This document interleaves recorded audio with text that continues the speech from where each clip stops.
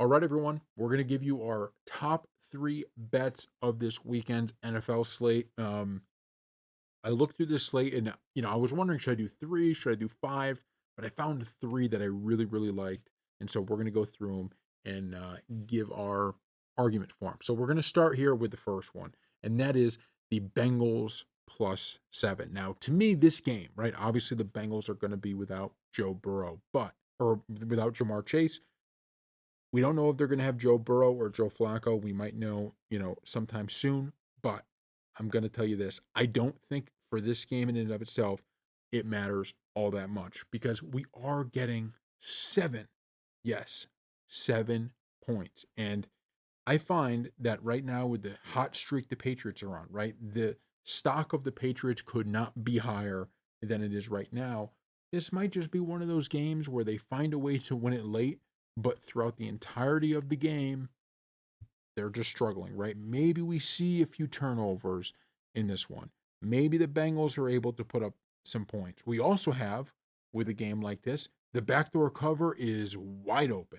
If this is a 10-point lead for the Patriots all game, we could easily get a backdoor cover. And even with a field goal, right, we're getting that backdoor push, right? Which we don't want pushes, but it's better than a loss. So I really, really like this spot because I think, regardless of who they have playing quarterback, if you have Joe Flacco playing quarterback, one thing we've seen all year is that he doesn't matter how old he is, he just finds a way to get it done.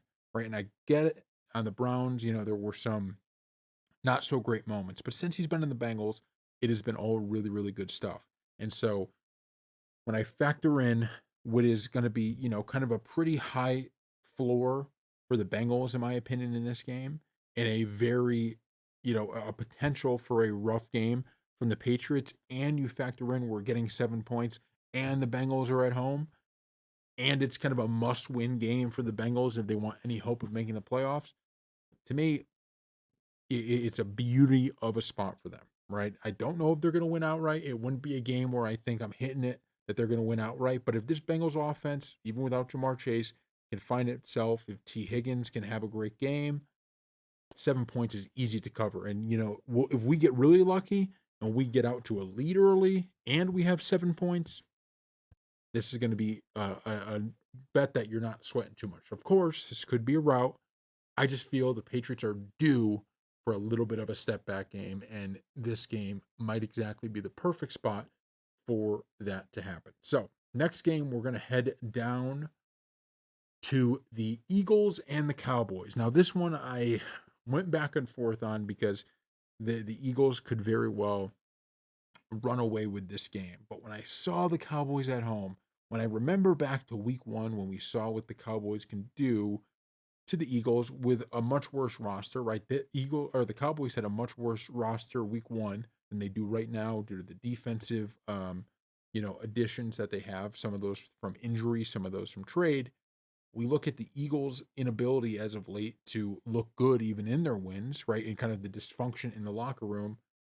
This feels like a spot the Cowboys can shock everybody. I'm getting a little nervous because I've turned down a lot of talk shows and I've heard everybody kind of preaching the same thing that they think this is a spot the Cowboys can win, which makes me a little bit nervous that this is actually a spot that they lose. But at home, we saw what Pickens and CeeDee Lamb and Dak Prescott could do. This Cowboys offense is unbelievable. And as bad as the defense has been, as of right this second, right, they are better than they were week one. So if they're better than they were week one, if they could just slow down the Eagles offense ever so slightly, if they could just force the Eagles to just not, because the Eagles offense has been terrible this year, if they could just tell them, hey, look, we're only going to give you know, 17 points in this one, they're going to have a chance to win. And the beauty of it is we're actually getting points here. Now, unlike with the Bengals game, I am going to be taking the spread with the +3 in the Cowboys game, just like the Bengals game. But unlike in the Bengals game, the money line is more than in play at this point. It is more than in play. And considering this is +100, I guess you could come in here and hit the slider and get yourself to 3.5. I got no problem with that either, right? That might be a smart decision. You don't need to take the +100, but I'll tell you this: money line is in play. Certainly, that +3 is in play. A divisional game, must win for the Cowboys. Eagles offensively have looked really, really bad this year. And the bottom line is, even with as good as this Eagles defense has been, if the Cowboys offense is clicking, if CeeDee Lamb and Pickens can get open and they can do a little bit on the run, the Eagles just have not shown an ability to be able to score at that level. That makes me think they can keep this thing close and we have a really good spot. Next one, Sunday night, Rams and Bucks. Once again, we're going with the underdog at +6.5 with the Bucks. And the reason I'm going with the Bucks is because number one, this is a must-win game for the Bucks in a lot of ways. Not saying it's must-win that they're going to miss the playoffs, but if they lose this one, what was an early season, the Bucks look like they might be a top team in the NFC, will become the Bucks just aren't that good, right? In terms of, I understand the injuries they're dealing with. I get it, but at the end of the day, the Panthers are starting to move a little bit, right? Obviously, the Falcons and Saints don't look good, but the Panthers are starting to look good. I just think this is a game you got to win if you're the Bucks, and luckily for us, we're getting 6.5 points. So if we're getting 6.5 points, you can even move it to the 7 if you really want to. But if we're getting 6.5 points, I got a lot of love for the Bucks here, and I do think the Rams, they're a team as dominant as they've been and as good as they've been so far this year.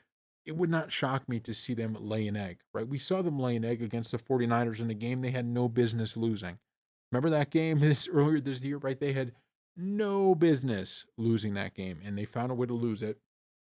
And so for us in this game, +6.5, we're getting those 6.5 points. If you decide to move it to 7, you're getting those 7 points. All the Bucks have to do is keep it close.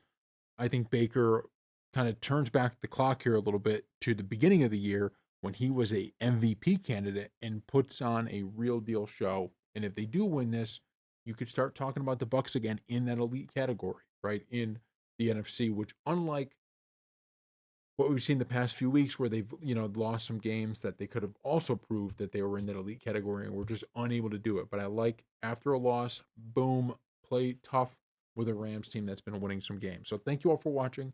Those are our top 3 plays for this weekend, and we will see you next time.